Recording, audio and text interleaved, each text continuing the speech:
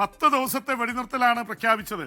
അതേ തുടർന്ന് അങ്ങോട്ടും ഇങ്ങോട്ടുള്ള വെടിവെപ്പൊക്കെ തീർന്നിരുന്നു. പക്ഷെ ഇപ്പോൾ വരുന്ന വാർത്ത തെക്കൻ ലെബനോനിൽ ഇപ്പോഴും ഇസ്രായേലിന്റെ സൈന്യം നിൽപ്പുണ്ട്.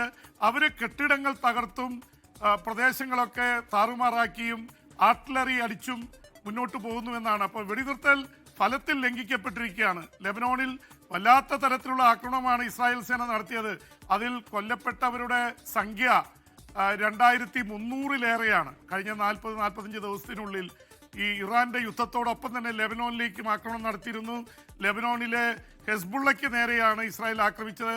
അതിനവർ പറയുന്നത് ഹെസ്ബുള്ള ഈ വടക്കൻ ഇസ്രായേലിലെ കേന്ദ്രങ്ങളിലേക്ക് റോക്കറ്റുകൾ അയച്ചിരുന്നു. 60 തവണ ആക്രമിച്ചതായി ഹെസ്ബുള്ള തന്നെ അവകാശപ്പെട്ടിരിക്കുന്നു.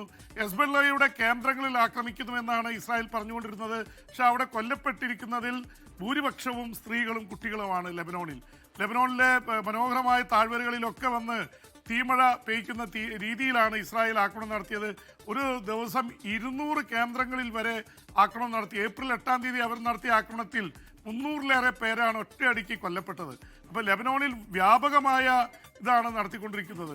ഇപ്പോൾ ലോകമെമ്പാടും വലിയ രീതിയിലുള്ള ആശങ്ക പരത്തുന്ന രീതിയിലുള്ള കാര്യങ്ങളാണ് സംഭവിച്ചുകൊണ്ടിരിക്കുന്നത്. എന്തായാലും ലെബനോണിലെ വെടിനിർത്തൽ ലംഘിക്കുകയാണെങ്കിൽ സ്വാഭാവികമായിട്ടും ഇറാൻ ചർച്ചയിൽ പങ്കെടുക്കാൻ ഒരു സാധ്യതയില്ല. അപ്പോൾ പരസ്പരം ഇസ്രായേലിനെ സംബന്ധിച്ചിടത്തോളം എങ്ങനെയെങ്കിലും ഈ വെടിനിർത്തൽ അവസാനിപ്പിക്കണം, യുദ്ധത്തിലേക്ക് പോകണമെന്നാണ് ഇസ്രായേൽ പ്രധാനമന്ത്രി ബെഞ്ചമിൻ നെതന്യാഹു പരസ്യമായിട്ട് പറയുന്നുണ്ട്. യുദ്ധം അവസാനിച്ചിട്ടില്ല. അദ്ദേഹത്തെ സംബന്ധിച്ചിടത്തോളം ലെബനോൺ, ഗസ അല്ലെങ്കിൽ ഇപ്പോൾ ഇറാനിൽ വെടിനിർത്തലാണ്. പക്ഷേ വെടിനിർത്തൽ അമേരിക്ക നിർബന്ധിച്ചതുകൊണ്ട് മാത്രമാണ് ആ വെടിനിർത്തലിന് തയ്യാറായിട്ടുള്ളത്. അമേരിക്കൻ പ്രസിഡന്റ് ഡൊണാൾഡ് ട്രംപ് നിർബന്ധപൂർവ്വം പറഞ്ഞതിനെ തുടർന്നാണ് യുദ്ധം തൽക്കാലം നിർത്തിയതെന്ന് ഇസ്രായേൽ പറയുന്നുണ്ട്. അപ്പോൾ ഇസ്രായേൽ ഏത് നിമിഷവും റെഡിയായിട്ട് നിൽക്കുകയാണ്. ഇസ്രായേലിൽ ഒരുപാട് പരിക്ക് പറ്റിയിട്ടുണ്ട്. ഇറാനും വലിയ രീതിയിലുള്ള ക്ഷീണം സംഭവിച്ചു. 30,000 തവണയൊക്കെയാണ് ഇറാന്റെ പല കേന്ദ്രങ്ങളിൽ ആക്രമണം